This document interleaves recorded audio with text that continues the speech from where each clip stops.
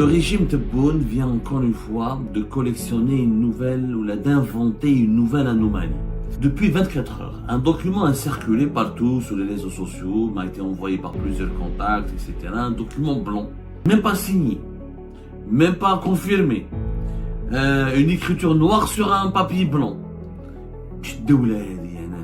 Nous vous informons qu'à compter du 5 novembre 2024, c'est-à-dire qu'à partir depuis hier, les domiciliations d'importation ayant pour origine ou provenance la France ne seront plus traitées par les banques de la place. Les opérations d'export vers la France sont également concernées.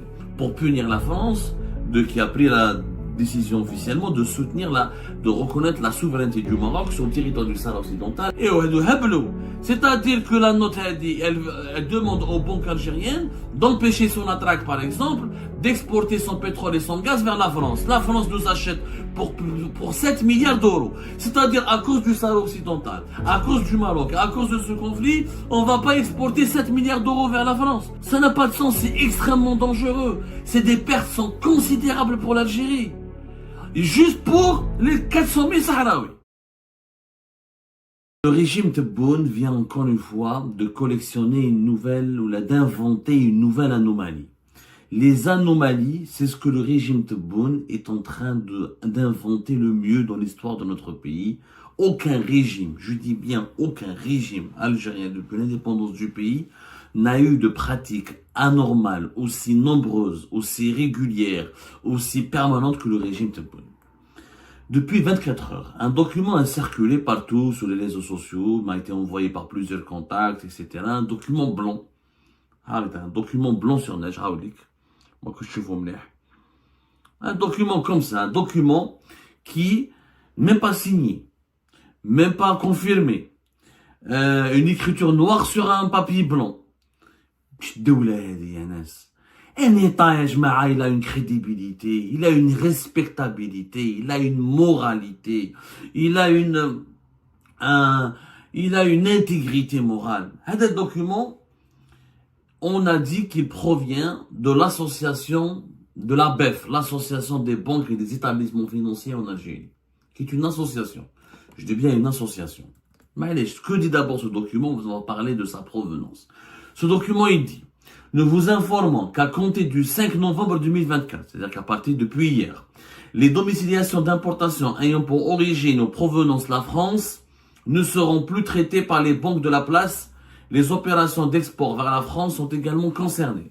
Les transactions ayant fait l'objet d'embarquement pourraient faire l'objet de domiciliation. C'est-à-dire les opérations qui ont fait l'objet d'embarquement avant le 4 novembre pourraient faire l'objet de domiciliation. Les factures de biens ayant déjà été domiciliés seront traitées sans blocage. Donc ce document qui n'a pas été signé, dans l'original, la provenance n'a pas été encore confirmée, dont l'authenticité n'a pas pu être encore confirmée, ni par nos soins, ni par aucun autre média. Moi, j'ai fait depuis hier la nuit où j'essaie de comprendre d'où vient ce document. Il est extrêmement dangereux. Bon, il n'est pas étonnant. Il parle du boycott du boycott de ce qu'on appelle les importations depuis la France et du commerce extérieur de l'Algérie avec la France. Là, on a déjà parlé de consignes verbales. Rappelez-vous, Algérie Pat a été le premier média, avant même Reuters, etc. Il y a de cela un mois, je vais vous donner la date, où nous avons été le premier média qui a annoncé, à la fois, c'était le 4 septembre 2024, voilà. Nous avons annoncé, le 4 octobre 2024, pardonnez-moi, on a été le premier média, avant même l'agence internationale Reuters, avant même aucun autre média algérien, on n'a aucune source, que pour le moment, aucune source officielle en Algérie, ni officieuse, ne parle de ce sujet qui est tabou. On a parlé de blocage informel sur les importations françaises. Au début du mois d'octobre, des consignes verbales ont été communiquées aux banques algériennes pour cibler les importations françaises. C'est-à-dire que d'empêcher les importateurs algériens d'importer des produits, notamment des produits alimentaires et des produits agroalimentaires et certains services depuis la France. Et on a expliqué que cette consigne verbale est parvenue à toutes les banques algériennes pour aussi leur annoncer qu'ils doivent se préparer à un boycott plus général des importations françaises dans les semaines à venir. J'ai le document au début de ce mois de novembre, donc un mois plus tard, le 5 novembre, il y a ce document qui circule. Bien sûr, l'information n'a pas été encore confirmée officiellement. Il faut savoir que contrairement à l'Espagne en juin 2022 et contrairement au boycott des ports marocains en janvier 2024, il y a eu des documents qui ont été signés et assumés par l'État algérien à travers une association. Je vous les anomalies de l'Algérie. La BEF, parce que ce document est attribué à la BEF, mais qui n'est pas signé, parce que la BEF, normalement, elle signe ces documents. La BEF, c'est quoi? C'est une association des banques et des établissements financiers en Algérie qui existe depuis octobre 1994 et qui est une association. Ce n'est pas une institution. Elle n'a pas l'autorité de décider, de donner des instructions aux banques. Une association, son rôle est de représenter les intérêts collectifs des banques, de défendre les intérêts des banques et de faire des recommandations pour améliorer le développement du secteur bancaire en Algérie. Voilà. Elle n'a pas d'autorité, elle n'a aucune autorité, elle ne peut pas, c'est un regroupement, elle parle de la formation, du personnel bancaire, du développement des banques, de la nécessité d'introduire des nouvelles technologies, elle défend les intérêts des banques. Jemaïa, une association. Elle n'est pas une autorité. En Algérie, une association décide à la place des autorités. Personne ne trouve ça choquant. Ça fait des années où on a normalement, les deux instances qui donnent des instructions aux banques, c'est la Banque centrale algérienne, la Banque d'Algérie, ou là le ministère des Finances. Mais en Algérie, non. Comme nous sommes dans un État mafieux, c'est ça un État mafieux, qui n'a pas de crédibilité, ce sont les associations qui donnent des instructions. C'est du jamais vu dans le monde entier. Je vous défie de me trouver un État où c'est une association qui donne des instructions.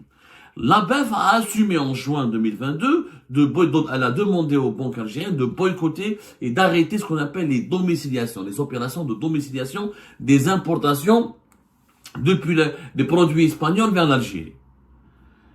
Cette fois, et en janvier 2024, il y avait la même instruction de la part de la BEF pour boycotter et d'empêcher les domiciliations des opérations d'importation de produits qui transitent depuis les ports marocains vers l'Algérie. L'Algérie a voulu boycotter les ports marocains, etc.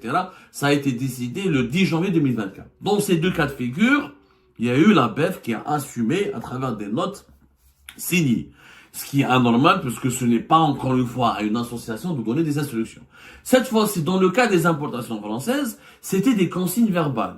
Il faut savoir que c'est pas la première fois où à chaque fois que le régime Tebboune a un problème avec la France, il essaie de boycotter et d'utiliser l'arme du boycott économique.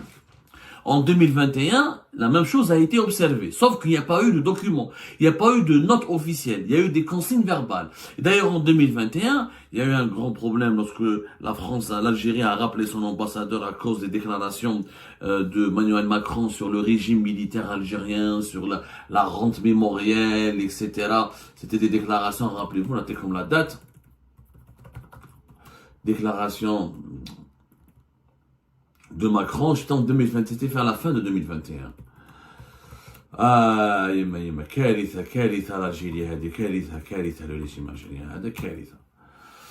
C'était en 2021, جماعة الخير, voilà, c'était en octobre 2021. Ensuite, l'Algérie a rappelé son ambassadeur, il y a eu une crise et la crise a duré jusqu'en 2022.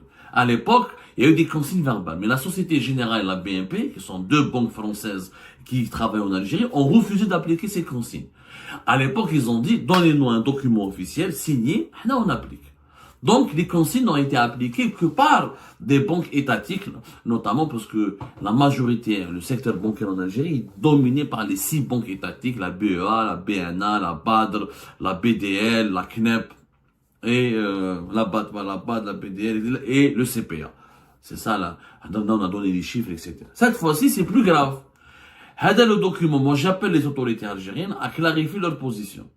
Parce que le document qui circule parle de boycott des importations et des opérations d'export. L'Algérie boycotte les opérations d'importation et utilise le boycott des importations françaises pour punir la France qui a pris la décision officiellement de de reconnaître la souveraineté du Maroc sur le territoire du Sahara occidental à la fin du mois de juillet 2024. Et on a vu la récente visite à la fin du mois d'octobre 2024 Récemment, Emmanuel Macron est venu au Maroc, il a reconnu encore une fois la souveraineté marocaine sur le territoire du Sahara occidental, il a empoché 10 milliards de dollars de contrats, la France est engagée à soutenir le développement de plusieurs projets économiques importants au Sahara occidental. Donc l'Algérie, le régime algérien qui a boycotté en octobre 2024 quelques importations françaises, a décidé de généraliser selon ce document qui n'a pas été encore authentifié, toutes les opérations d'importation et d'exportation, ce qui n'est pas possible. Parce qu'avec l'Espagne, l'Algérie, elle a boycotté les importations, mais elle ne peut pas empêcher les exportations. Il faut savoir, Yajma, que la France, c'est le deuxième fournisseur de l'Algérie. Et pratiquement, dans certains produits agroalimentaires, c'est l'un des premiers fournisseurs de l'Algérie. Par exemple, tout ce qui est bovins, produits laitiers, etc. C'est ou le premier ou le deuxième fournisseur de l'Algérie. Les échanges économiques entre l'Algérie et la France, c'est presque 12 milliards d'euros. Regarde, 12 milliards d'euros, 11 milliards,8 en 2023. L'Algérie a exporté vers la France pour plus de 6 milliards d'euros. Je te fais un moumlé. 7 milliards,3, plus exactement, d'exportation algérienne vers la France. Et les importations ont été de 4 milliards et demi, presque 5 milliards d'euros. Donc c'est pas un petit pays, c'est un partenaire extrêmement important pour l'économie algérienne. Jinteya, le problème du Sahara occidental qui concerne 300 000 à 400 000 habitants, encore une fois, il fait même pas la population de Bab el-Oued, un problème qui est normalement en cours de traitement au niveau de l'ONU. Comment le régime Tebboune va justifier ou comment il va remplacer les échanges économiques avec la France, avec d'autres pays, en termes plus clairs. Attendez rationnellement. Comment, si on ne veut plus rien acheter à la France, qu'est-ce que les 5 milliards d'euros 4 milliards et demi d'euros, presque 5 milliards de produits qu'on achète à la France. Ce sont des produits, notamment produits alimentaires, des équipements industriels, des voitures, des moyens de transport, des composants électroniques et mécaniques. On va les acheter où? Comment on peut remplacer notre deuxième fournisseur en 1 mois, 2 mois par un autre fournisseur? Qui va approvisionner le marché algérien à la place de la France? Qui? La Turquie. Est-ce que la Turquie a la capacité de remplacer, de devenir le deuxième fournisseur de l'Algérie en un temps si court? La Chine? Les États-Unis, l'Allemagne, mais femme, comment en un temps si court, tu vas remplacer les marchandises et les produits français? Cela signifie que on risque d'avoir des risques de pénurie, d'augmentation des prix massifs pour certains produits, notamment agroalimentaires et alimentaires, et que des entreprises algériennes qui ont des accords avec des entreprises françaises, notamment pour avoir certaines matières premières pour produire en Algérie, elles vont avoir des ruptures de stock, des problématiques, de gros problèmes d'approvisionnement. Ça va déstabiliser l'économie algérienne. Dans tous les pays du monde, n'importe quel pays qui décide de boycotter, de punir, ou là de se passer de son deuxième fournisseur, et la France est aussi l'un des 3 clients les plus importants de l'Algérie. Là, on parle que des importations.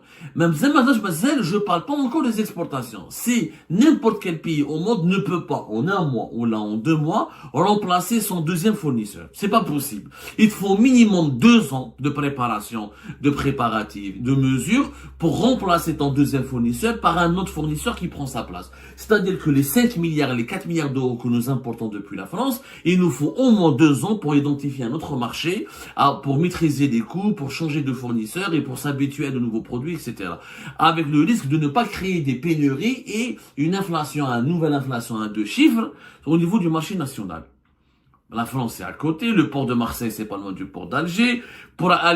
Si on remplace tous les produits français par les produits chinois, ou tous les produits français par les produits turcs, ou par des produits brésiliens ou là je sais pas quoi, ou indiens, ça va nous coûter plus cher, il faut se réadapter, il y a des nouvelles normes, il y a des nouvelles habitudes de consommation, il y a des partenariats, il y a des associations, il y a des marchés conclus entre les entreprises algériennes et françaises qui seront compromis et annulés. Donc il y aura des pertes d'emplois, il y aura des perturbations importantes. Le cas de la France était le 10e fournisseur.